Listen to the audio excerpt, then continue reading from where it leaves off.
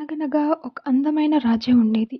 ఆ రాజ్యంలోని రాజుగారికి ఆభరణాలంటే ఎంతో ఇష్టం.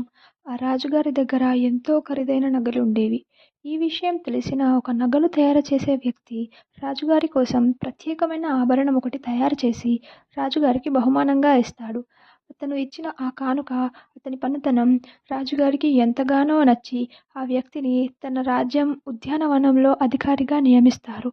బంగారు ఆభరణాలు తయారు చేసే వ్యక్తికి ఉద్యానవనంలో పనిచేయడం ఇష్టం లేక, ఈ విషయం రాజుగారికి చెప్పలేక ఎంతో ఇబ్బంది పడతాడు. ఇంతలో రాజుగారు పుట్టినరోజు వస్తుంది. ఆ రోజు ఆ వ్యక్తి రాజుగారికి చిత్రాన్ని బహుమానంగా ఇస్తాడు. అది చూసిన రాజుగారు ఇదేంటి ఇలా ఉంది అని అడిగితే ఆ వ్యక్తి, ఇది మా అబ్బాయి వేసిన చిత్రం రాజుగారు. మా అబ్బాయి చాలా చక్కగా పాడుతాడు. అందుకే తనతో ఈ బొమ్మ వేయించా అని సమాధానం చెప్తాడు. ఇది విన్న రాజుగారు, మీ అబ్బాయి పాటలు బాగా పాడితే అతనితో చిత్రం గీయించడం ఏంటి అని అడుగుతాడు. అప్పుడు ఆ వ్యక్తి, మరి నేను ఆభరణాలు మంచిగా చేస్తానని ఉద్యానవనంలో పనిలో పెట్టడం ఏంటండి అని అడుగుతారు. దీంతో రాజుగారు తన తప్పుని తెలుసుకొని తనని తిరిగి ఆభరణాలు చేసే పని చేసుకోమంటాడు.